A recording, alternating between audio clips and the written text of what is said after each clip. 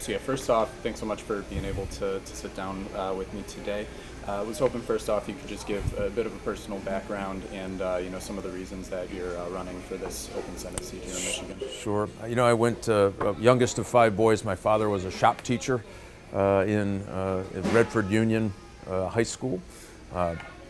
Went to public school myself, graduated from Howell High School, went on to Adrian College, got my ROTC military training at University of Michigan, and was commissioned a second lieutenant in the United States Army. Went off to serve and then became a special agent with the FBI working organized crime. My whole life has been in Michigan, came back, won a seat in the Michigan State Senate and then the United States Congress. And after about 14 years, became the chairman of the House Intelligence Committee, a pretty important committee. I just believed you weren't supposed to stay there forever, changes the way you think. Left Congress, got into cybersecurity primarily, did some other work as well. And then about 18 months ago, my wife and I were having a cup of coffee and said, my God, everything is broken. Washington, D.C. is broken. And you think about what happened to us in just the last 4 years. It's the first time we've imported more food than we've exported.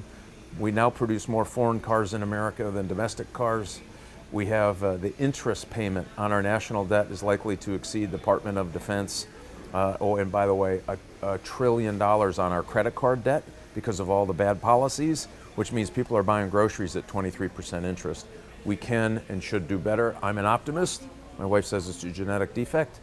But I'm telling you, we can fix this. We can get America back on track. But it's going to take somebody who has experience, who can walk in the first day. I'm not enamored with the place. I don't need a title, and get some things done for the future of Michigan workers.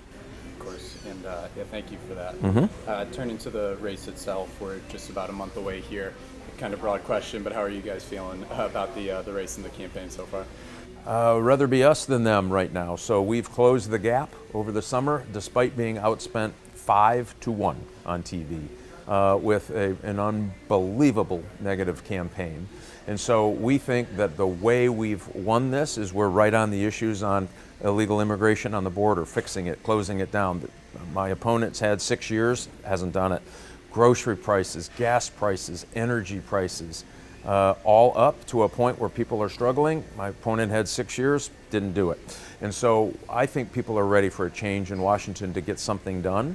And that's why we're still in it. That's why we're tied going into the last stretch here. And that's why farmers across the state, 1 million agri workers, 45,000 family farms said Mike Rogers is the right guy to get America back on track. Those are the kinds of things that are really, really important for us. Of course. And you touched on cost of living and some economic issues, of course. Just wanted to turn to that a bit more. I'm just kind of wondering what policies, if elected, you would support to help ease the cost of living issues, being experienced in Michigan and across the country. Yeah, I worked in a car factory. I understand how important our manufacturing base is and how important these jobs are for people to put food on their tables. I've heard story after story where families are going to the food pantry the last 2 and 3 days of the month just to put food on their table. That has to stop, and that's because food prices are up over 20%, gas prices up over 40%, energy prices, it's unsustainable. So the first thing we have to do is we have to become energy independent again. Let's keep that money in the United States. We can do an all of the above strategy, but we have to be energy independent, and we have to keep that money in the country so our economy grows. And that's going to bring down our fuel prices. It's going to bring down your energy prices. It's going to bring down groceries. Remember, everything that moves, gets that tomato from the field to the grocery store has energy involved in it and fuel involved in it. So the higher those prices are, the more expensive that tomato is.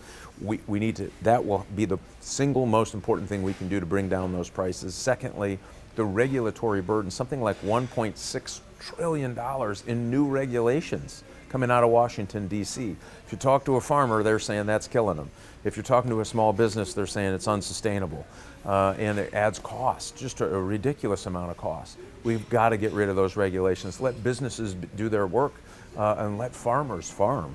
Really, really important. We can get back to feeding the world again, but we've got to let farmers do what they do best, which is farm and grow food and feed America. Those are the two biggest ones. And then the last one is just outrageous spending. My opponent voted for every major spending bill, about $6 trillion worth of spending. dumped it in the economy. It caused gas prices up, food prices up, cost of goods and services up, cost the average Michigan family about $1,000 a month. That's not sustainable. And then on top of it, they want to mandate what kind of car you drive, which is going to cause a huge reduction in labor, which means our economy gets hit right again here in Michigan. Better way to do that. So all of those things we need to stop. Stop the EV mandates that have helped cause 2,400 layoffs at Stellantis, 1,000 at General Motors, and Ford had to take a charge off of $5 billion on losses on EVs. Guess what? We can put an end to that. We can get this car company back going. We can make sure families have really good opportunities to make a good living, take care of their families. Of course. And yeah, for a bit more on EVs and the auto industry, obviously been a big topic of discussion during this election cycle.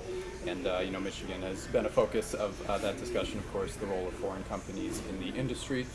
Just kind of wondering what role you see Michigan playing in the market, in the future of this industry, and what role as well some of these foreign companies should be playing in that U.S. market for EVs or just auto market, EVs or kind of wherever the auto industry so goes. If you think about what we've just done to ourselves, we've mandated the companies have to build these cars, and therefore the consumer is going to have to buy them.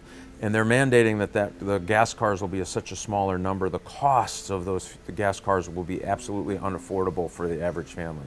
So that whole mandate scheme has to be done away with. There's 500 pounds of critical minerals makes one all-electric EV. 85% of those minerals has to be processed in China. It takes 4 tons of carbon out of the air. That same 500 pounds of critical minerals can make 90 hybrid cars. That takes 140 tons of carbon out of the air, and you don't have to plug it in. I mean, there's no reason we should be doing this to our auto companies and benefit China. It makes no sense whatsoever. So we got to get away from that. And my argument is do away with that. Allow hybrids to grow in the economy. Remember, you don't have to plug it in. You don't have to worry about going to grandma's. You don't have to plan out your charging station, anxiety to try to figure out when you can get there and how long you have to stay there. All of that goes away. And so it's a much better deal for the environment. It's a much better deal for families. And here's the best part of all. You can keep our employees here in the state of Michigan, about 1.1 million build something to do with a gas car or a truck. They call it mobility. You take 70% less labor, which I just talked to a parts supplier here in the Grand Rapids area who said it's going to about 70% less labor. 70.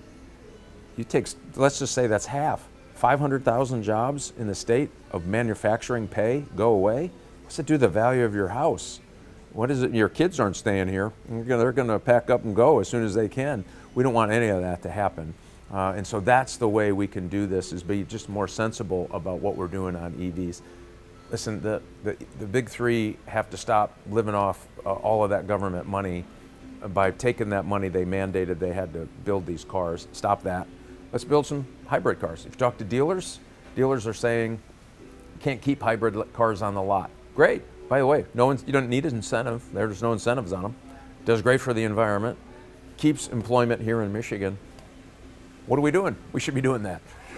Let's go last questions. Okay, yeah, I'll get. Obviously, last kind of economic question here. In northern Michigan, especially, affordable housing access has, been a big problem. Causing some issues for attracting and retaining workers, like you were just sort of referencing. Just wondering what policies you would support to increase housing access and ease some of this, these costs impacting Michigan families. Yeah, and it's impacting my family. I have a nephew and his fiance have been trying to buy a house for almost a year. In the kind of range they're looking for is pretty hot market. They can't quite get in there. They can't quite get a bid taken. And then they find houses in that same band that they wouldn't live in. It is a huge problem. So the most important thing we can do is bring down interest rates. And you do that by stopping the massive wasteful spending in Washington, D.C. You start getting rid of that, rates will come down for sure.